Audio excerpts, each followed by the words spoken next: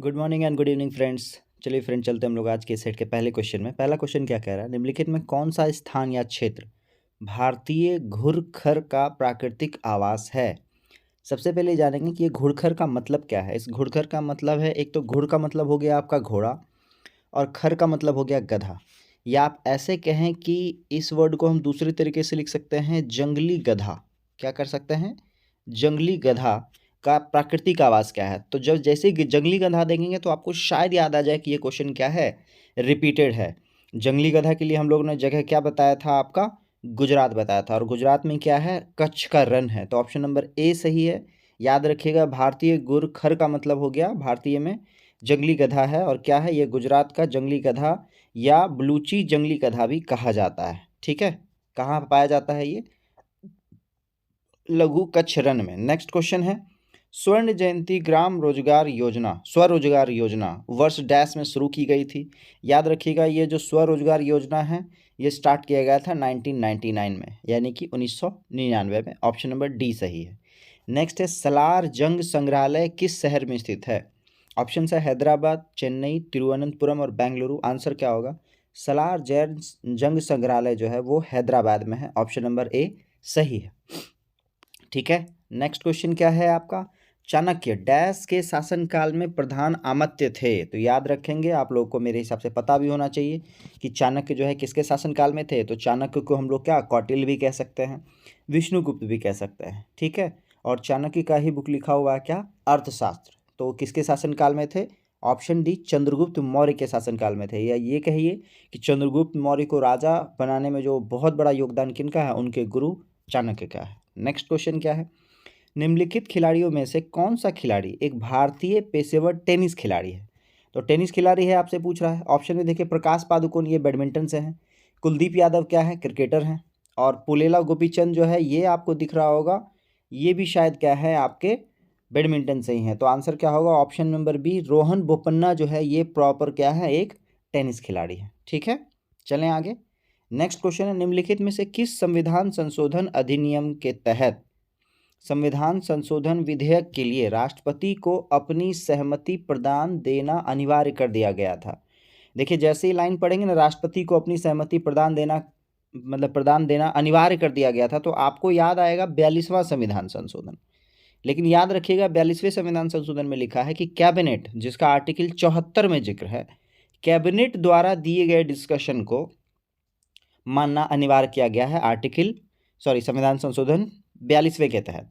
लेकिन आपसे कह रहा है संविधान संशोधन अधिनियम को एग्री करना है, मतलब संविधान में जो संशोधन बन चुका है उस पर अगर डिस्कशन होके फाइनली पहुंच गया है वो बिल राष्ट्रपति के पास, तो अगर कॉन्स्टिट्यूशन अमेंडमेंट से है तो उस पे जो है साइन करना अनिवार्य कर दिया गया था। किस आर्टिकल के था, अब आप ध्यान से देखेंगे तो 100वां अभी हम लोगों ने पढ़ा था किसको, बांग्लादेश को लेकर। 44वां कब था, 1978 में। 42वां भी 1976 में। आंसर क्या होगा, 24वां संविधान संशोधन 1971। यही वो समय था जब संविधान संशोधन के किसी भी बिल पे राष्ट्रपति को साइन करने के लिए बाध्य किया गया था, अनिवार्य कर दिया गया था। क्लियर, चलें आगे। क्लियर है, दोनों क्वेश्चन एकदम अलग अलग है।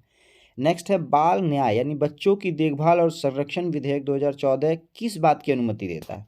देखिए, अनुमति देता है, इसने जो अनुशंसा की थी वो की थी कि 16 से 18 साल के बच्चों को अगर अगर बच्चों ने क्राइम किया है तो उसको क्या है, जघन्य अपराध के लिए वयस्कों की तरह सजा दी जानी चाहिए। तो ऑप्शन नंबर बी आपने ये सही है, बाल न्याय बच्चों की देखभाल और संरक्षण विधेयक 2014 का ये क्या है, अनुशंसा है। ठीक है, कि 16 से 18 अगर एज है, मतलब हम लोग 18 को माइनर मानते हैं, 18 से कम को, लेकिन ये कह रहा है कि 16 से 18 के बीच में अगर कोई क्राइम किया है तो उसको एक वयस्क की तरह सजा मिलनी चाहिए। चलते हैं आगे। नेक्स्ट क्वेश्चन में क्या है, धन जुटाने और भारतीय कंपनियों को उधार देने के लिए अंतर्राष्ट्रीय वित्तीय संस्थानों द्वारा डैश बॉन्ड भारत के बाहर वैश्विक पूंजी बाजारों में निर्गत किया जाता है। यानी भारत के बाहर के मार्केट में अगर भारत की कंपनियों को उधार देना है तो वहाँ पर क्या इशू करते हैं। तो देखिए, आप ऑप्शन देखेंगे तो आपको बड़ा मजा आएगा। जब मैंने पहली बार ये नाम पढ़ा था 2013 में, तो मुझे विश्वास नहीं हुआ था कि ऐसा भी कोई नाम हो सकता है। ऑप्शन नंबर बी देखिए, इसको मसाला बॉन्ड कहते हैं। क्या कहते हैं, मसाला बॉन्ड। और मसाला बॉन्ड का कंप्लीट डेफिनेशन इस क्वेश्चन में है, दोबारा पढ़िए, आराम से पढ़िए ताकि याद हो जाए कि मसाला बॉन्ड क्या है। ठीक है, नेक्स्ट क्वेश्चन क्या है, अजीलामू लोक नृत्य का संबंध निम्नलिखित में से किस राज्य से है? तो याद रखेंगे अजीलामू जो आपका लोक नृत्य है ये किससे है? अरुणाचल प्रदेश से। ठीक है, जिसकी राजधानी क्या? ईटानगर। चले नेक्स्ट क्वेश्चन क्या है? निम्नलिखित में से किन देशों ने नवंबर 2020 में Atal Innovation Mission serious innovation programme 3.0 की शुरुआत की है? Atal Innovation Mission serious innovation programme की शुरुआत किस देश ने मिलकर की है? ऑप्शंस में क्या क्या है आपका? भारत, रूस, भारत, फ्रांस, भारत, जापान और भारत और ऑस्ट्रेलिया। आंसर क्या होगा? आंसर होगा ऑप्शन नंबर सी, भारत और Japan, sorry option number A, Bharat और रशिया ने मिलकर ये स्टार्ट किया है। क्या? Atal Innovation Mission serious innovation programme 3.0। ठीक है, तो अटल इनोवेशन मिशन तो भारत का हो गया और सीरियस क्या है? रूस है। ठीक है, चलें आगे। नेक्स्ट क्वेश्चन क्या है आपका? आंसर क्या होगा? ऑप्शन नंबर ए, भारत और रूस ने मिलकर स्टार्ट किया है। नेक्स्ट है क्वेश्चन, निम्नलिखित में से किस जनजाति का संबंध नीलगिरी पर्वतों से है? यानी आपसे पूछ रहा है कि नीलगिरी पर्वत में कौन सी जनजाति है, और ये क्वेश्चन रिपीटेड है इस सेट का, मतलब हम लोगों ने कई बार इसको पढ़ रखा है। ऑप्शन नंबर सी, टोडा जनजाति है, जो बेसिकली कहाँ है? याद रखेंगे कर्नाटक का है। कहाँ है? कर्नाटक की जनजाति है टोडा जनजाति, और वही नीलगिरी पहाड़ी भी है। नेक्स्ट है, भारत म्यांमार सीमा पर निम्न में से कौन सी पहाड़ी भारत के पूर्वी पहाड़ी इलाकों की मीजो हिल्स और मणिपुर हिल्स को जोड़ती है? मीजो हिल्स और मणिपुर हिल्स को जोड़ती है, आपसे ही पूछ रहा है, और भारत म्यांमार सीमा पर भी है। आंसर क्या होगा? ऑप्शंस में है डोंक्या, चिन, खासी और तोबा ककड़। आंसर होगा कौन सा? चिन हिल्स जो है वो इन दोनों को जोड़ती है, मीजो हिल्स और मणिपुर हिल्स को। नेक्स्ट है, डैश 1864 और 1939 के बीच ब्रिटिश भारत की ग्रीष्मकालीन राजधानी रही थी। आपने सुना होगा ग्रीष्मकालीन राजधानी के बारे में भारत का। और ऑप्शन नंबर 1 ये देखिए, शिमला जो ठंडा प्रदेश है आपका, ये क्या थी? आपकी ब्रिटिश ग्रीष्मकालीन राजधानी रहा करती हो, मतलब थी। कब से कब तक? 1864 से 1939 तक। ठीक है, चलें आगे। नेक्स्ट क्वेश्चन है, किसी देश की औसत आय की गणना कैसे की जाती है? देखिए, औसत आय का मतलब होता है टोटल जो अर्निंग हुआ, जो आय हुआ, और उसको हम लोग क्या करते हैं? प्रति व्यक्ति से, यानी टोटल पॉपुलेशन से डिवाइड कर देते हैं। क्लियर? तो देखेंगे ऑप्शन नंबर आपको दिख रहा होगा कौन सा? ऑप्शन नंबर ए दिख रहा होगा। देश की कुल आय को इसकी कुल जनसंख्या से विभाजित करके क्या निकाला जाता है? औसत आय निकाली जाती है। क्लियर? जिसको पर कैपिटा इनकम कहते हैं। नेक्स्ट है, जेट इंजन किस सिद्धांत पे कार्य करता है? देखिए, जेट इंजन जो होता है वो संवेग संरक्षण पे जो होता है वो आपका काम करता है। और जेट क्योंकि बिल्कुल स्ट्रेट पाथ में जब शुरुआत करता है तो स्ट्रेट करता है, इसलिए हम क्या कहेंगे इसको? रेखीय संवेग संरक्षण में बिलीव रखता है कौन? जेट। ठीक है, ये आपका न्यूटन के थर्ड लॉ पे है, बराबर और विपरीत प्रतिक्रिया। नेक्स्ट क्वेश्चन है, डैश उद्यम एक ऐसा व्यवसायिक उद्यम होता है जिसमें मुख्यतः व्यापार के माध्यम से तथा सामान को सस्ते में खरीदकर और उसे उच्च कीमतों पर बेचकर लाभ कमाया जाता है। देखिए, पूरा का पूरा वर्ल्ड का जो मार्केट है वो इसी लॉ पे काम करता है कि रॉ मटेरियल या कच्चा माल या प्रोड्यूस्ड माल भी है वो आप कम खरीदते हैं, कम रेट पे और अधिक पे बेचते हैं। ये किस तरह का व्यवसाय है? याद रखिएगा, वाणिज्यिक व्यवसाय है। Option number C. क्लियर? बहुत आसान क्वेश्चन अगर लैंग्वेज वाइज समझेंगे और ऑप्शन देखेंगे तो। नेक्स्ट है, किसी फूल के अंडाशय के अंदर छोटे मनके जैसी संरचना, अंडा है तो क्या एक नया फॉर्मेशन होगा? तो ऑप्शन नंबर आपको कह रहा है कि मनके जैसी छोटी संरचना को क्या कहा जाता है? तो बीजांड कहा जाता है। ऑप्शन नंबर बी क्या होगा? सही होगा। नेक्स्ट क्वेश्चन क्या है आपका?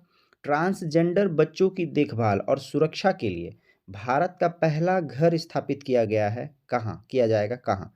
तो याद रखेंगे, ट्रांसजेंडर के लिए जो पहला जो घर बनाया जा रहा है वो बनाया जा रहा है ऑप्शन नंबर सी, बेंगलुरु में बनाया जा रहा है। कहाँ बनाया जा रहा है? बेंगलुरु में बन रहा है, याद रखेंगे। और बेंगलुरु कहाँ है? कर्नाटक की राजधानी है।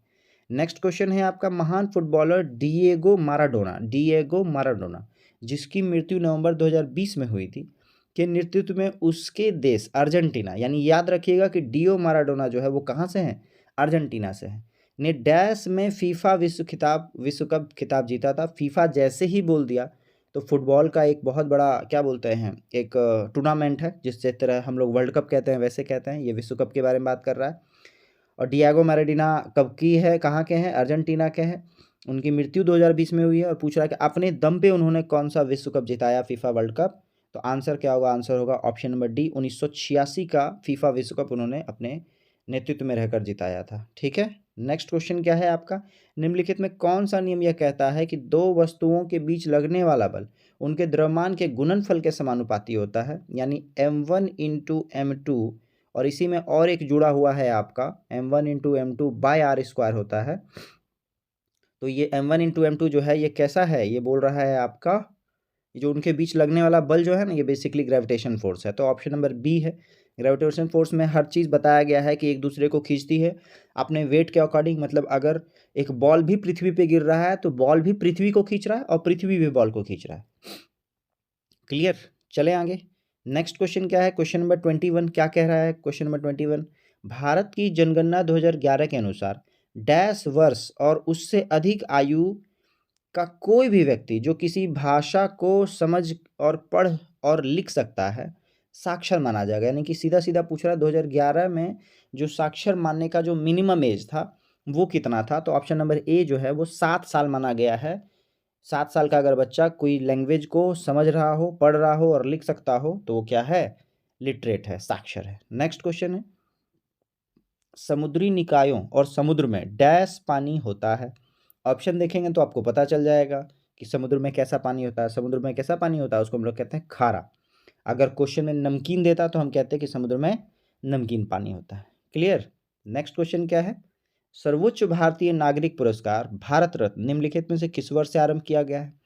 ये क्वेश्चन भी कई बार इस सेट में हम लोगों ने पढ़ा है। याद रखिएगा, भारत रत्न जो सम्मान है या और भी 3 सिविलियन जो है भूषण जो पुरस्कार है वो भी इसी साल स्टार्ट हुआ है। और इस साल का मतलब ऑप्शन नंबर सी देख सकते हैं आप, 1954 से स्टार्ट हुआ है क्या? भारत रत्न। और पहली बार 1954 में टोटल 3 व्यक्तियों को दिया गया था, ये भी आप ध्यान में रखिएगा। सबसे पहले और दूसरा और तीसरा क्रम नहीं था, याद रखेंगे। लेकिन क्योंकि जब लिस्टिंग तैयार होगी तो किसी को तो पहला रखा जाएगा। तो ऐसे थे आपके कौन, जिनके की उपलक्ष्य में हम लोग शिक्षक दिवस मनाते हैं। राधा कृष्णन साहब थे, दूसरा राजगोपालाचारी थे और तीसरे थे सीवी रमन। ठीक है, चले आगे। नेक्स्ट क्वेश्चन है, ओरल डिहाइड्रेशन रिसोल्यूशन यानी ओआरएस की अनुशंसा डैश से पीड़ित व्यक्ति के लिए की जाती है। याद रखिएगा, ओआरएस किसको पिलाया जाता है? जिसको कि लूज मोशन हो रहा हो, और लूज मोशन होने वाली बीमारी को हम लोग कहते हैं डायरिया, दस्त। Option number C, loose motion होने में क्या होता है? एनर्जी लेवल बहुत कम हो जाता है तो ओआरएस दिया जाता है। ठीक है, नेक्स्ट क्वेश्चन क्या है? 1756 में सिराजुद्दौला डैश के बंगाल के नवाब बने, किसके बाद? ठीक है, आपको के बाद पूछ रहा है, बंगाल के नवाब बने। तो याद रखिएगा 1756 में जब सिराजुद्दौला बंगाल के नवाब बने थे तो उन्होंने अलवर्दी खान को प्रिसीड किया था। यानी कि अलवर्दी खान की मृत्यु के बाद जो है 1756 में बंगाल के नवाब बने। और 1757 में जो बैटल ऑफ प्लासी है, प्लासी के युद्ध में फिर उनकी हार हुई और फिर से वो हट गए थे। ठीक है, नेक्स्ट क्वेश्चन है, प्रधानमंत्री रोजगार सृजन कार्यक्रम में व्यवसाय या सेवा के तहत स्वीकार्य परियोजना की अधिकतम लागत कितनी है? तो प्रधानमंत्री रोजगार सृजन कार्यक्रम के तहत जो मैक्सिमम जो कॉस्टिंग है वो कितना है? ऑप्शन नंबर बी, 10 लाख रुपया है। ठीक है, कितना है? 10 लाख रुपया है। नेक्स्ट, निम्नलिखित में से किस तिथि को विश्व एड्स दिवस मनाया जाता है? तो ये भी क्वेश्चन रिपीटेड है। विश्व एड्स दिवस आपसे पूछ रहा है, आंसर क्या होगा? वेरी गुड आंसर है ऑप्शन नंबर सी, 1 दिसंबर को क्या है? विश्व एड्स दिवस है। ठीक है, और इस वर्ष की जो थीम है वो क्या है? समुदायों को नेतृत्व करने दो। इंग्लिश में अगर लिखेंगे तो लिखेंगे लेट कम्युनिटी, ठीक है, लीड, LEAD, यानी कि समुदायों को नेतृत्व करने दो। 2023 का 1 दिसंबर का विश्व एड्स दिवस का क्या है? थीम है। नेक्स्ट क्वेश्चन क्या है? डैश एक खोखली लौकी, लौकी का मतलब वही कद्दू, लौकी में बांस के 2 छोटे पाइप लगाकर बनाए गए एक सुसिर वाद्य यंत्र है जिसे ज़्यादातर सपेरों द्वारा इस्तेमाल किया जाता है। देखिए जो लास्ट लाइन लिखा है ये बहुत मज़ेदार था। सपेरा क्या बजाएगा? बीन बजाएगा। तो ऑप्शन नंबर ए आपको नज़र आ रहा होगा। और ये बनता कैसे है वो बता दिया कि खोखली लौकी में बांस के 2 छोटे पाइप को लगाकर बनाया जाता है क्या? बीन। नेक्स्ट क्वेश्चन है, निम्नलिखित में से किस लड़ाई में ईस्ट इंडिया कंपनी ने मैसूर पर कब्जा कर लिया था? देखिए क्वेश्चन का मेरे हिसाब से जो सेट है उसमें आंसर थोड़ा गलत दिया हुआ है। मैसूर पे कब्जा किया था किसके थ्रू? श्रीरंगपट्टनम की घेराबंदी के तहत। क्वेश्चन में बैटल ऑफ जो है आपका प्लासी दिया हुआ है। जो मेरे हिसाब से क्या होना चाहिए, गलत होना चाहिए। अगर आप लोग को इसमें कोई भी लगता है कि इम्प्रूवमेंट की ज़रूरत है, जो मुझे लग रहा है कि श्रीरंगपट्टनम की घेराबंदी होगा, तो आप लोग क्या करेंगे, कृपया मुझे इसमें कमेंट करके बताएं कि आंसर क्या सही होना चाहिए। मेरे हिसाब से आंसर होगा श्रीरंगपट्टनम की घेराबंदी, क्योंकि बात हो रही है किसकी, मैसूर की। तो 1799 का जो जंग था आपका, ठीक है, चौथा आंग्ल मैसूर युद्ध, उसके बाद ये किया गया है श्रीरंगपट्टनम की घेराबंदी। तो ये ऑप्शन नंबर बी मेरे हिसाब से सही होगा। नेक्स्ट क्वेश्चन है भारतीय दंड संहिता, यानी कि याद रखिएगा ये बात कर रहा है किसकी, आईपीसी की बात कर रहा है। तो आईपीसी की धारा 510 के अनुसार एक शराबी व्यक्ति द्वारा सार्वजनिक रूप से दुराचार करने की सजा साधारण कारावास के साथ दंडनीय है, जो 24 घंटे तक बढ़ाई जा सकती है, या जुर्माना जो ₹100 तक बढ़ाया जा सकता है। इन दोनों के साथ दंडित किया जा सकता है। आपको जानकर आश्चर्य होगा कि जो शराबी अगर कोई दुराचार करे तो उसको 1 घंटे तक का जेल या मैक्सिमम ₹10 का जुर्माना है। ऑप्शन नंबर बी सही होगा। ठीक है, चलें आगे। नेक्स्ट क्वेश्चन क्या है, देश के भीतर लोगों के एक स्थान से दूसरे स्थान पर जाने अथवा देश से बाहर जाने को क्या कहते हैं। याद रखिएगा, एक जगह से दूसरी जगह जा रहे हैं काम करने के लिए, याद रखिएगा, तो उसको हम लोग क्या कहते हैं, माइग्रेशन कहते हैं। अब परमानेंट सेटलमेंट अगर किसी और जगह करेंगे तो एमिग्रेशन हो जाएगा, और कोई बाहर से अगर हमारे कंट्री में आके परमानेंट रह जाए तो उसको इमिग्रेशन कहते हैं। ये इंग्लिश के अलग अलग वर्ड हैं। तो फिलहाल माइग्रेशन आप वर्ड जानते होंगे, एक जगह से दूसरे जगह काम की तलाश में गए तो टेम्परेरी बेसिस पे। नेक्स्ट है डैश और ताप्ती नदियाँ एक दूसरे से लगभग समांतर बहती है लेकिन विपरीत दिशाओं में खुद को खाली करती है। याद रखिएगा, नर्मदा और ताप्ती, ऑप्शन नंबर सी आपको दिख रहा होगा। नर्मदा और ताप्ती नदियाँ एक दूसरे के लगभग पैरेलल चलती हैं, लेकिन डायरेक्शन क्या है, अपोजिट है। नेक्स्ट है, हमारे सौरमंडल के बाहर निम्नलिखित में से ऐसा कौन सा ग्रह है जो आमतौर पे हमारी आकाशगंगा में किसी अन्य तारे की परिक्रमा करता है। याद रखिएगा, मैं हमेशा इसलिए कहता हूँ कि थोड़ा सा आपका इंग्लिश अपडेटेड हो, क्योंकि हमेशा हम लोग जो है इंग्लिश सीखने से बचना चाहते हैं, लेकिन क्योंकि आपको जो फाइनल अगर टच देना है अपनी तैयारी को तो इसी से दीजिएगा। ऑप्शन देखिए यहाँ पर, ये चारों का चारों ऑप्शन इंग्लिश का वर्ड है और हिंदी में लिखा हुआ है। मुझे लगा किसी एक पर्टिकुलर ग्रह का नाम दिया हो जो कि तारों का परिक्रमा कर रहा हो, लेकिन बहुत ध्यान से मैंने ऑप्शन नंबर बी पढ़ा।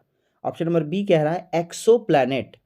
तो एक्सो प्लैनेट का मतलब ये है जो हमारे सौरमंडल से बाहर के प्लैनेट होंगे, और ऑब्वियसली अगर प्लैनेट है का मतलब है कि किसी सूर्य का यानी किसी तारे का चक्कर लगा रहा होगा। तो ऑप्शन नंबर बी आपका क्या होगा, सही होगा। नेक्स्ट क्वेश्चन है, विश्व बैंक द्वारा वर्गीकृत सकल राष्ट्रीय आय के आधार पे भारत किस आय वर्ग में आता है। तो वर्ल्ड बैंक ये डिसाइड कर रहा है कि भारत जो है आपका सकल राष्ट्रीय आय के हिसाब से अगर बात करें तो निम्न मध्य आय ग्रुप में आता है। ठीक है, ऑप्शन नंबर सी सही है। जैसे हम लोग कहते हैं कि हम लोग मिडिल क्लास फैमिली में हैं, लेकिन हम लोग मिडिल एंड लो क्लास में हैं। तो ये देखिए, मिडिल का मतलब मध्य, लो का मतलब निम्न, तो निम्न मध्य आय ग्रुप में आता है कौन, भारत। नेक्स्ट क्वेश्चन है, क्वेश्चन कह रहा है कि लॉन टेनिस में निम्नलिखित में से किस शब्द का प्रयोग नहीं होता है। देखिए, आप ऑप्शंस बहुत ध्यान से पढ़ेंगे तो आपको ऑप्शन नंबर सी नजर आएगा।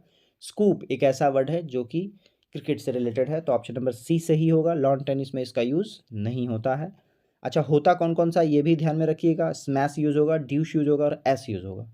नेक्स्ट है आपका, भारत के संविधान के किस अनुच्छेद द्वारा अस्पृश्यता का मतलब हो गया अनटचेबिलिटी, ठीक है, को समाप्त कर दिया गया है और किसी भी रूप में इस प्रथा का प्रचलन निषिद्ध कर दिया गया है। देखिए, सबसे पहले हम जब बात करें आर्टिकल 18 की, तो वो हो जाता है आपका क्या, उपाधियों का अंत, यानी कि टाइटल आप नहीं ले सकते हैं दो क्षेत्रों को छोड़कर। आर्टिकल 19 क्या है, फंडामेंटल के बारे में बात कर रहा है, जिसमें बोलने की स्वतंत्रता, रहने की स्वतंत्रता है ना, कहीं भी घूमने की स्वतंत्रता है।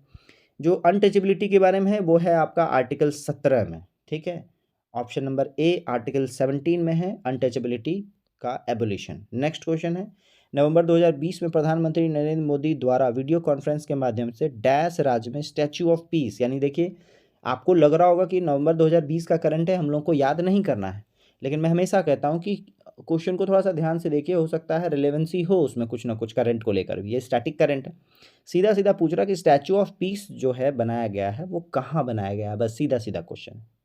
ठीक है, आपको ध्यान में आ गया कि नवंबर 2020 का है, क्वेश्चन देखते ही आप छोड़ देंगे क्वेश्चन, लेकिन ध्यान से देखेंगे क्वेश्चन। अब स्टैचू ऑफ पीस के बारे में हम लोगों ने पढ़ रखा है इस सेट में कई बार। स्टैचू ऑफ पीस कहाँ स्टैब्लिश किया गया है, ऑप्शन नंबर बी राजस्थान में किया गया। और फिर मैं बता दूं कि स्टैचू ऑफ पीस है किनका, तो जैन आचार्य हैं विजय वल्लभ सूरीश्वर महाराज जी का, ठीक है। 151वां जयंती पर ये स्टैच्यू ऑफ पीस बनाया गया था। किनका? सूरीश्वर महाराज जी कौन थे? जैन आचार्य थे। नेक्स्ट है, पुरातात्विक स्थल डैश में जमीनी खुदाई में सीढ़ियों के साक्ष्य प्राप्त हुए हैं। यानी आपसे पूछ रहा है कि पुरातात्विक स्थल में कहाँ जो है जमीन खुदाई में सीढ़ियों के साक्ष्य प्राप्त हुए हैं। तो ऑप्शन नंबर बी आपको दिख रहा होगा, बुर्ज होम। ये है कहाँ? तो ये वर्तमान में श्रीनगर में, जो जम्मू एंड कश्मीर का हिस्सा है, श्रीनगर में है ये क्या? बुर्ज होम। यहीं पर क्या मिला है? सीढ़ियों के साक्ष्य मिले हैं। नेक्स्ट है, खुल्लम लोक नृत्य निम्नलिखित में से किस राज्य से संबंधित है? तो ऑप्शन देखेंगे हरियाणा, छत्तीसगढ़, मिजोरम, झारखंड। आंसर क्या होगा? खुल्लम लोक नृत्य जो है वो मिजोरम से है। और भारत में परसेंटेज वाइज सबसे ज़्यादा फॉरेस्ट यानी वन कहाँ है? मिजोरम में है। ऑप्शन नंबर सी सही है। नेक्स्ट है, वेट्टी डैश शासकों द्वारा जबरन श्रम के रूप में एकत्र किया गया कर था। अब देखिए इस क्वेश्चन से आपको ये याद करना है कि वेट्टी क्या है? एक तरह का कर है, एक टैक्स है। अब है कि इसको वसूलता कौन था? कौन सा शासक? तो ऑप्शन नंबर डी आपको दिख रहा होगा, चोल शासकों द्वारा जो टैक्सेशन था वो आपका क्या है? वेट्टी एक तरह का कर है, जो कैसा कर है?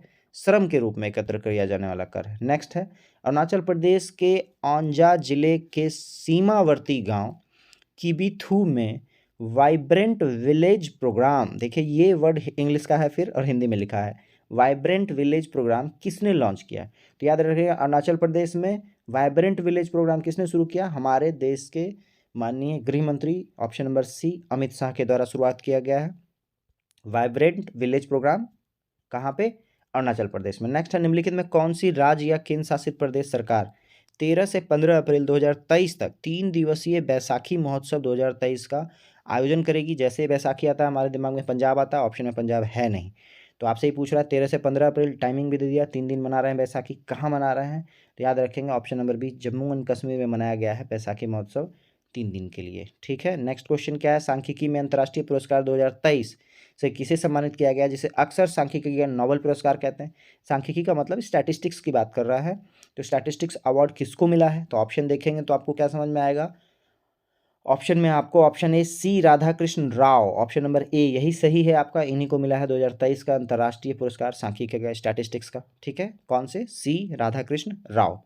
नेक्स्ट क्वेश्चन है, प्रधानमंत्री नरेंद्र मोदी ने नवीनतम बाघ जनगणना डेटा जारी किया है जो दर्शाता है कि 2018 से 1967 था से 4 वर्षों में देश की बाघों की संख्या में कितनी वृद्धि हुई है? तो याद रखिएगा लास्ट 4 ईयर में बाघों की संख्या में 200 बाघों का ग्रोथ हुआ है। अभी वर्तमान में, वर्तमान मतलब लास्ट ईयर का ये डेटा है, 3167 आपसे कह रहा है कि इतना हो गया बाघ पूरे देश में। नेक्स्ट क्वेश्चन क्या है कि बांग्लादेश पावर डेवलपमेंट बोर्ड को अडानी पावर के गुड्डा प्लांट से 450 मेगावाट बिजली मिली है। गुड्डा पावर प्लांट कहाँ है? याद रखिएगा गुड्डा जो है वो कहाँ है? झारखंड में है। तो ऑप्शन नंबर बी आपका झारखंड क्या होगा? सही होगा, ठीक है। नेक्स्ट है, गोल्डमैन पर्यावरण पुरस्कार 2023 से किसे सम्मानित किया गया या किसे प्रदान किया गया है? तो याद रखिएगा गोल्डमैन पर्यावरण जो अवार्ड है ये ब्राज़ील की रहने वाली हैं और इनका नाम क्या है? Option number A Alessandra Korap. Alessandra Korap को गोल्डमैन पर्यावरण पुरस्कार 2023 से सम्मानित किया गया है। नेक्स्ट है, वयोवृद्ध राजनीतिज्ञ और पूर्व न्यायाधीश मोहम्मद शहाबुद्दीन चीपू, वर्ड याद रखिएगा, मोहम्मद शहाबुद्दीन चीपू ने किस देश के 22वें राष्ट्रपति के रूप में शपथ लिया है? तो याद रखेंगे शहाबुद्दीन चीपू ने हमारे ही पड़ोसी देश, ऑप्शन नंबर बी, बांग्लादेश के 22वें राष्ट्रपति के रूप में शपथ लिया। किसने? शहाबुद्दीन चीपू ने। नेक्स्ट क्या है आपका, निम्नलिखित में कौन सा वैंकूवर स्थित निगम ग्रेटर नोएडा उत्तर प्रदेश में अपना पहला उत्पादन संयंत्र खोलेगा? तो याद रखेंगे पहला उत्पादन संयंत्र कौन खोलने वाला है? जाइपैक्स खोलने वाला है, ऑप्शन नंबर डी है, याद रखिएगा। इसका स्पेलिंग अगर देखेंगे तो XYPEX होगा, याद रखेंगे, ठीक है। चलें आगे, चलते हैं। नेक्स्ट क्वेश्चन क्या है आपका, 25 अप्रैल को किस शहर ने एक अद्वितीय खगोलीय घटना का अनुभव किया था क्योंकि इसकी छाया सतह से गायब हो गई थी? इसकी मतलब किसी भी सामान की छाया। अच्छा, आप जब पृथ्वी पर खड़े होते हैं तो आपकी छाया तब बनेगी जब सूर्य इधर होगा, है ना। जैसे सूर्य आपके इधर होगा तो आपकी छाया इधर बनेगी, इधर होगा तो इधर बनेगी। एक बीच में जब सूर्य रहता है तो बिल्कुल भी छाया नहीं बनती। लेकिन ऐसा बहुत रेयर होता है, आप कभी भी ध्यान देंगे आपकी छाया कहीं ना कहीं बनेगी, कोई ना कोई एंगल पे मुड़ रहा होगा। लेकिन बेंगलुरु में 25 अप्रैल, याद रखिएगा कहाँ, मैंने आंसर बता दिया, सॉरी आप याद रखेंगे बेंगलुरु में 25 अप्रैल को। इस सेट में भी आंसर इसका गलत दिया हुआ है, ऑप्शन नंबर डी दिया है, लेकिन आंसर होगा बेंगलुरु। बेंगलुरु में 25 अप्रैल को ये घटना हुई, पूरे एक दिन भर में 2 बार ऐसा इंसिडेंट हुआ है जब किसी भी सामान का जो शैडो है वो नहीं बन रहा है, मतलब सूर्य एकदम 90 डिग्री इसके ऊपर आ रहा है, तो आंसर क्या होगा? ऑप्शन नंबर ए बेंगलुरु होगा। और ये जो प्रोग्राम था जिसमें छाया गायब हो जा रहा था, मतलब 100% सन का लाइट जो है आपके एकदम सर के ऊपर हो, 90 डिग्री एकदम गिर रहा हो सन, इसको हमने कहा नो शैडो डे। क्या बोला?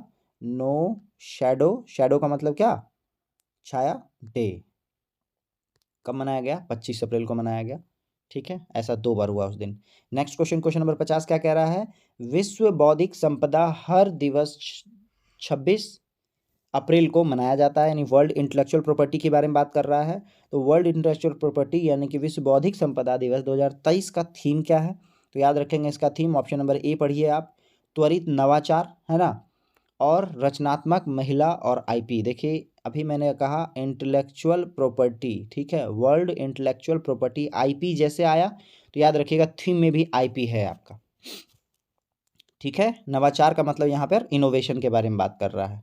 नेक्स्ट है, डैश में कमी लाने के लिए भारत और फ्रांस ने मोबिलाइज योर सिटी के कार्यान्वयन अनुबंध पर हस्ताक्षर किए। मोबिलाइज योर सिटी, ठीक है, किस चीज़ से रिलेटेड है?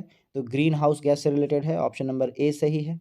किसने किसने किया है? भारत और फ्रांस ने किया है मोबिलाइज योर सिटी, ठीक है, ग्रीन हाउस गैस से उत्सर्जन को ध्यान में रखने के लिए किया है। नेक्स्ट है, संरक्षण एवं जंग लगने से बचाने के लिए लोहा पर किए जाने वाले विद्युत लेपन को किस धातु का उपयोग करते हैं? ये भी क्वेश्चन आप लोग को पता होगा। आंसर क्या होगा? Option number C, sorry B, जस्ता, जिसको जिंक कहेंगे। जिंक का एटॉमिक नंबर क्या है? 30 है।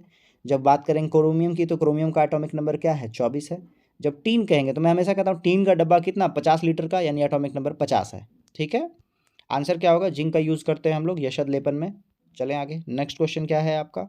किस तत्व की परमाणु संख्या, किसी तत्व की परमाणु संख्या उस तत्व के प्रत्येक परमाणु के नाभिक में मौजूद किस पे डिपेंड करता है? याद रखिएगा एटॉमिक नंबर डिपेंड करेगा प्रोटॉन पे, नंबर ऑफ प्रोटॉन पे। ऑप्शन नंबर ए आपका सही होगा। और जनरली कहते हैं कि कोई भी नाभिक जो होता है वो स्थिर होता है, यानी प्रोटॉन की संख्या इलेक्ट्रॉन की संख्या बराबर होती है। तो हम इलेक्ट्रॉन कह सकते थे, लेकिन इलेक्ट्रॉन 100% सही नहीं होता है, क्योंकि जब हमारा आदान प्रदान इलेक्ट्रॉन का हो, जब आयनिक बंधन बनता है, तो इलेक्ट्रॉन क्या करता है? दूसरे के पास चला जाता है। तो इसलिए परमाणु संख्या इज इक्वल टू 100% प्रोटॉन की संख्या, ध्यान में रखेंगे। नेक्स्ट है, किस पादप हार्मोन की सांद्रता पौधे के शीर्ष पे अधिक होती है और जड़ों के नज़दीक पहुंचने पर घटती जाती है? यानी आपको पादप एक हार्मोन पूछ रहा है, तो आंसर क्या होगा? आंसर है ऑप्शन नंबर सी, ठीक है, जिसका नाम क्या है? ऑक्सिन है। ऑक्सिन एक ऐसा हार्मोन है जो कि प्लांट के पत्तों में, यानी कि शीर्ष पे, टॉप पे क्या होगा? ज़्यादा होगा, और जड़ों में, रूट्स में क्या होगा? कम होगा। क्लियर? जब हम बात करेंगे किसकी? एथिलीन की, जिसका फॉर्मूला है C2H2, याद रखिएगा इसका यूज होता है फल को पकाने में, यूज होता है किसका? एथिलीन का। आंसर क्या है? ऑक्सीन है। नेक्स्ट क्वेश्चन है, निम्नलिखित में कौन सा जंतु उभयचर यानी एम्फीबिलिया, उभयचर का मतलब जो जल में भी हो और पानी में भी हो, किस श्रेणी के अंतर्गत आता है? तो ऑप्शन में देखेंगे तो आपको शायद माइंड में लगेगा कि कछुआ भी उभयचर है, और टॉड का मतलब होता है मेढक के बच्चे को टोड कहते हैं, टोड भी हो सकता है। कछुआ याद रखिएगा उभयचर में नहीं है, ये रेप्टाइल्स में है, रेंगने वाले वाले जीवों में है, रेप्टाइल्स जिसको कहते हैं। आंसर क्या होगा? Option number A, toad. क्या है? एम्फीबियंस है। नेक्स्ट है, भौतिक भूगोल की कौन सी शाखा स्थलाकृतियों, उनकी उत्पत्ति एवं संबंधित प्रक्रियाओं के अध्ययन के लिए समर्पित है? देखिए स्थलाकृति भी पढ़ रहा है, तो ऑप्शन नंबर डी आपको देखेंगे। जियोमॉर्फोलॉजी यानी भू आकृति विज्ञान जो है, ये इससे रिलेटेड है। भौतिक भूगोल की कौन सी शाखा स्थल आकृति और उनकी उत्पत्ति से संबंधित प्रक्रियाओं के अध्ययन से समर्पित है? कौन सा? भू आकृति विज्ञान। नेक्स्ट है, निम्न में से कौन सा अलोह धात्विक खनिज नहीं है? देखिए इसमें आप क्या कर लें, इस क्वेश्चन में भी थोड़ा सा इंप्रूवमेंट करना है, यहाँ लोह कर लीजिएगा। लोह धात्विक खनिज नहीं है आपसे पूछ रहा है। ऑप्शन में क्या होगा? ऑप्शन नंबर ए सही होगा, अब्रक। ठीक है, ये अ को हटा दीजिए, लौह धात्विक तत्व खनिज नहीं है, तो आंसर क्या होगा? माइका। अब्रक का मतलब माइका होगा, ये भी आप ध्यान में रखेंगे। चलें आगे, नेक्स्ट क्वेश्चन है, निम्नलिखित में कौन सी जीवधारियों के वर्गीकरण की मूल इकाई है? जब हम लोग किंगडम की बात करते हो तो किंगडम का जो डिवीजन है, वर्गीकरण है, उसमें हम लोग मेन पूछ रहा है कि कौन सा मूल इकाई है। आंसर क्या होगा? आंसर होगा उनकी जाति, स्पीसीज जिसको कहते हैं। ये बहुत इंपॉर्टेंट है वर्गीकरण में। नेक्स्ट है आपका निम्नलिखित है कौन सा थर्मोन्यूक्लियर फ्यूजन? सबसे पहले समझिए कि फ्यूजन क्या होगा, और एक वर्ड आता है फीजन, FISION, ठीक है। फ्यूजन और फिजन में थोड़ा सा है डिफरेंस, याद रखिएगा। फ्यूजन का मतलब हो गया आपका क्या? एक जो है आपका एक जो बड़ा नाभिक है, जो जो छोटा नाभिक है वो जुड़ना, फ्यूजन का मतलब हो गया जुड़ना, ठीक है, और फीजन का मतलब हो गया टूटना। तो जो परमाणु बम है वो फ्यूजन है, और सूर्य में जो जो भी रिएक्शन होता है वो फ्यूजन है, और जो परमाणु बम टूटता है वो आपका फीजन है। दोनों में डिफरेंस है। जब बात कर रहा है कि फ्यूजन प्रतिक्रिया है तो आंसर क्या होगा, ऑप्शन नंबर बी, जो हाइड्रोजन बम है वो क्या है, नाभिकीय संलयन पे काम करता है, तो ऑप्शन नंबर बी आपका सही होगा। चलें, नेक्स्ट क्वेश्चन क्या है, विटामिन सी की कमी से कौन सा रोग होता है। देखिए, जब बात करेंगे बेरी बेरी का तो ये होता है विटामिन बी की कमी से। जब दृष्टिहीनता बात करेंगे तो विटामिन ए की कमी से। जब गंडमाला का मतलब हो गया आपका, गलगंड भी कहते हैं इसको, कहीं कहीं घेंगा भी कहते हैं, तो ये आयोडीन की कमी से होता है, आयोडीन, ठीक है, विटामिन की कमी से नहीं है, आयोडीन की कमी से है। जब स्कर्वी कहेंगे, ये क्या है आपका, स्कर्वी है विटामिन बी की कमी से, ठीक है। नेक्स्ट क्वेश्चन है, उर्वरक के पैक पर मुद्रित अक्षर NPK क्या दर्शाता है। देखिए, N से हो गया आपका क्या, नाइट्रोजन हो गया, ठीक है। P से लोगों को समझ में आएगा क्या, पोटेशियम, जो गलत है, पोटेशियम K से होता है। P का क्या होगा, फॉस्फोरस होगा, और K से हो गया आपका पोटेशियम। तो नाइट्रोजन, फॉस्फोरस और पोटेशियम, ऑप्शन नंबर बी आपको नजर आ रहा होगा, ये आपका क्या है, सही है, NPK, nitrogen, phosphorus, potassium. Next है, कौन सा विटामिन हमारी आंखों और त्वचा को स्वस्थ रखता है। देखिए, अभी जस्ट मैंने कहा ऑप्शन नंबर विटामिन ए जो है, ऑप्शन नंबर बी है, ये क्या है, हमारी आंखों की स्वस्थता के लिए अनिवार्य है, और सबसे ज़्यादा जनरली जो हम लोग खाते हैं, अभी मौसम भी है उसका, कैरेट, गाजर, उसमें विटामिन ए पाया जाता है। नेक्स्ट है, प्रोग्रामेबल रीड ओनली मेमोरी का संक्षिप्त क्या है। देखिए, प्रोग्रामेबल पी हो गया, रीड हो गया, ओनली हो गया, मेमोरी हो गया, पी रोम कहते हैं इसको, ऑप्शन नंबर ए नज़र आ रहा होगा आपको। रीड ओनली मेमोरी हो गया, और रैंडम एक्सेस मेमोरी हो गया, ठीक है, ऑप्शन नंबर ए सही होगा, programmable read only memory. Next question क्या है आपका, नेक्स्ट क्वेश्चन है क्वेश्चन नंबर 64, उत्पादन हेतु कच्चा माल और नकदी इसके अंतर्गत वर्गीकृत किया जाता है, मतलब रॉ मटेरियल और कैश जो डिफाइन होता है वो किसके अंतर्गत होता है। तो ऑप्शन नंबर बी देखिए, कार्यशील पूंजी कहते हैं इसको, ठीक है। नेक्स्ट क्वेश्चन है, साधारण पदार्थों से स्वयं भोजन बनाने वाले जीवों को क्या कहते हैं। सिंपल सा है, जो स्वयं भोजन बना ले उसको स्वपोषी कहेंगे, इंग्लिश में कहते हैं ऑटोट्रॉप, ठीक है। नेक्स्ट क्वेश्चन है, निम्नलिखित में कौन सा सुपर कंप्यूटर नहीं है। तो देखिए, एका एक सुपर कंप्यूटर है, परम भी है, और क्रे 3 भी है। PDA जो है वो सुपर कंप्यूटर नहीं है। PDA का फुल फॉर्म क्या होगा, पर्सनल डिजिटल असिस्टेंट, क्या होगा, पर्सनल डिजिटल असिस्टेंट PDA का फुल फॉर्म होता है, ये एक सुपर कंप्यूटर नहीं है। नेक्स्ट है, निम्नलिखित में कौन सा परमाणु ऊर्जा उत्पादन का एक प्रमुख दोष नहीं है, मतलब एक नेगेटिव पक्ष नहीं है। याद रखिएगा, परमाणु ऊर्जा होगा तो परमाणु विकिरण के आकस्मिक रिसाव का जोखिम रहता है, बिल्कुल रहता है। परमाणु शक्ति संयंत्र की स्थापना में उच्च लागत लगता है, बहुत लगता है पैसा। परमाणु ईंधन का भंडारण और निपटारण बहुत टफ काम है। विद्युत उत्पादन जो है इसका एक पॉजिटिव इम्पैक्ट है, तो ऑप्शन नंबर बी आपका सही होगा, क्योंकि क्वेश्चन कह रहा है परमाणु ऊर्जा उत्पादन का एक प्रमुख दोष नहीं है, ठीक है। नेक्स्ट है, दंत क्षय का क्या अर्थ है। तो दांत का क्षय का मतलब है दांतों का सड़ना, ऑप्शन नंबर सी सही होगा। चलें आगे, नेक्स्ट क्वेश्चन क्या है, उस पुनरावर्ती परावर्तन को क्या कहा जाता है जिसके कारण ध्वनि की निरंतरता का आभास होता है, मतलब लगता है कि ध्वनि कंटिन्यू चल रहा है, उसको हम लोग प्रतिध्वनि कहते हैं, ऑप्शन नंबर ए कहते हैं। और याद रखेंगे, प्रतिध्वनि के लिए मिनिमम जो डिस्टेंस होनी चाहिए आदमी और उस ऑब्जेक्ट में, तो 17 मीटर का होना चाहिए। 17 मीटर का गैप रहने के बाद ही प्रतिध्वनि जनरेट हो पाता है।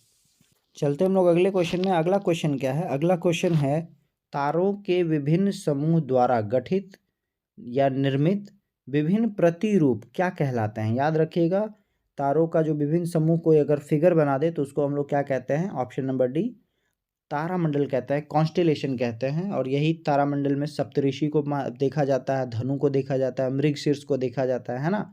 तो तारामंडल का विशेष समूह, सॉरी, तारों का विशेष समूह क्या कहलाएगा, तारामंडल कहलाएगा। नेक्स्ट क्वेश्चन, निम्नलिखित में से कौन सी एक उपधातु है। याद रखिएगा, उपधातु उसको कहते हैं जिसके बाहरी कक्षा में 4 इलेक्ट्रॉन हो। तो ऑप्शन में देखेंगे तो ऑप्शन में आपको सिलिकन नजर आएगा, सिलिकन Si, इसका एटॉमिक नंबर 14 है। इसका जब वर्गीकरण करेंगे तो 2, 8 और 4, तो याद रखेंगे इसके बाहरी कक्षा में 4 इलेक्ट्रॉन है, तो ये क्या है, एक उपधातु है। जब सोना की बात करेंगे तो एटॉमिक नंबर 79 होता है सोना का, गोल्ड का कितना, 79, क्लियर। और जब लेड की बात करेंगे सीसा का, तो एटॉमिक नंबर 82, ये ध्यान में रखेंगे आप। नेक्स्ट क्वेश्चन क्या है, विशिष्टाद्वैत दर्शन के संस्थापक कौन थे? याद रखिएगा, विशिष्टाद्वैत दर्शन के संस्थापक थे ऑप्शन नंबर डी रामानुजाचार्य थे। ठीक है, चलें आगे। क्वेश्चन रिपीटेड है, याद होना चाहिए। निम्नलिखित में से किसे प्राणी जगत के अंतर्गत वर्गीकृत किया जाता है? तो देखिए, जब आप कह रहे हैं प्राणी जगत के अंतर्गत वर्गीकृत करना है तो आंसर क्या होगा? मेटाजोआ होगा। ऑप्शन नंबर बी मेटाजोआ होगा। चलें, नेक्स्ट है, किसी चट्टान में नतवलन यानी कि डाउनफॉल्ट को क्या कहते हैं? देखिए, डाउनफॉल्ट का मतलब अंदर की ओर जाना, तो उसको कहते हैं अभिनति कहते हैं। ऑप्शन नंबर ए ज्योग्राफी का टर्मोलॉजी है ये, कि डाउनफॉल्ट को अगर चट्टान नीचे की ओर धंस रहा है तो उसको क्या कहते हैं? अभिनति कहते हैं। ठीक, नेक्स्ट है, निम्नलिखित में से क्या जम्मू और कश्मीर में स्थित है? तो देखिए, राष्ट्रीय उद्यान है और पूछ रहा कौन सा जम्मू कश्मीर में है, तो ऑप्शन नंबर सी दाची ग्राम राष्ट्रीय उद्यान जो है वो कहाँ है? जम्मू कश्मीर में। और इसकी स्थापना कब हुई है? इसकी स्थापना हुई है 1981 1981 में हुई है। चलते हैं हम लोग अगले क्वेश्चन में। अगला क्वेश्चन क्या है? भगवान महावीर का मूल नाम क्या है? तो याद रखिएगा, जैसे लोग सिद्धार्थ देखेंगे तो गलत कर जाएंगे। याद रखिएगा, ये जो है गौतम बुद्ध का मूल नाम, मतलब बचपन का नाम था। जो आपका भगवान महावीर का मूल नाम था वो था वर्धमान। ऑप्शन नंबर डी सही होगा। याद रखिएगा, महावीर जी जो थे वो 24वें तीर्थकर थे जैन धर्म के। ठीक है, नेक्स्ट है, निम्नलिखित में कौन सी भारत की उपग्रह आधारित संवर्धन प्रणाली है?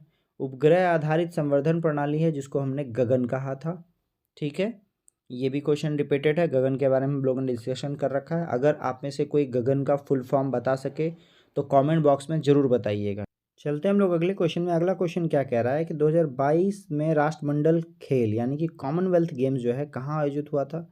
याद रखिएगा, कॉमनवेल्थ गेम कौन सा है? ब्रिटेन ने जहाँ जहाँ राज किया था, जिनको अपने अंदर गुलाम बनाया था, उन सारे कंट्री को मिलाकर एक कॉमनवेल्थ बनाया गया था, कॉमनवेल्थ नेशंस, और उनके द्वारा खेले गए खेल को क्या कहते हैं? कॉमनवेल्थ गेम्स कहते हैं। और इसकी शुरुआत हुई थी कब? 1930 में। ठीक है, और 2022 का कॉमनवेल्थ गेम कहाँ खेला गया? तो ऑप्शन नंबर ए बर्मिंघम इंग्लैंड में स्थित है। चलें आगे। नेक्स्ट क्वेश्चन है, 2018 में निपाह संक्रामक प्रकोप कहाँ फैला था? तो ऑप्शन नंबर बी आपको दिखेगा केरल। याद रखिएगा, निपाह जो आपका वायरस है वो कहाँ फैला था? केरल में फैला था। चलें आगे। नेक्स्ट क्वेश्चन क्या है आपका? नेक्स्ट क्वेश्चन, निम्नलिखित में से दक्षिण अफ्रीका की प्रशासनिक राजधानी कौन सी है? तो याद रखेंगे, जो दक्षिण अफ्रीका की जो प्रशासनिक राजधानी है वो है ऑप्शन नंबर सी प्रिटोरिया है। ठीक है, यानी कि एडमिनिस्ट्रेशन वहीं से चलाया जाता है। याद रखेंगे, दक्षिण अफ्रीका में टोटल 3 जो है राजधानियां हैं, तीनों अलग अलग, जैसे हमारे अभी आंध्र प्रदेश में हुआ है 3 राजधानियां हैं उसकी। ठीक है, जिसमें प्रशासनिक के बारे में प्रिटोरिया आपको बता दिया गया है। ठीक है, केप टाउन जो है वो दक्षिण अफ्रीका की विधायिक राजधानी है, यानी कि लेजिस्लेशन जो है लोकसभा राज्यसभा वो कहाँ है? केप टाउन में है। और जब जुडिशियल राजधानी की बात करेंगे, न्यायिक का, क्योंकि आपको पता है किसी भी देश का 3 जो है पिलर होता है, एग्जीक्यूटिव, जुडिशरी और लेजिस्लेटिव। तो अब जब बात करेंगे हम लोग किसकी? न्यायिक राजधानी की, तो उसको हमने बोला ब्लोएम फोंटेन। ब्लोएम फोंटेन जो है, ये देखिए ऑप्शन नंबर डी आपको नज़र आ रहा होगा, ये क्या है? दक्षिण अफ्रीका की न्यायिक राजधानी है। क्लियर, तीनों को कहीं एक जगह लिख लीजिएगा तभी याद हो पाएगा। नेक्स्ट है 7E परियोजना निम्नलिखित में से किस क्षेत्र से संबंधित है? तो देखिए, जब इसका फुल फॉर्म देखेंगे तभी समझ में आएगा। फुल फॉर्म क्या है? Sustainable action for transforming human capital in education. तो अब आपको समझ में आ रहा होगा, लास्ट में जो ई लगा है ये किसका लगा है? एजुकेशन का लगा है।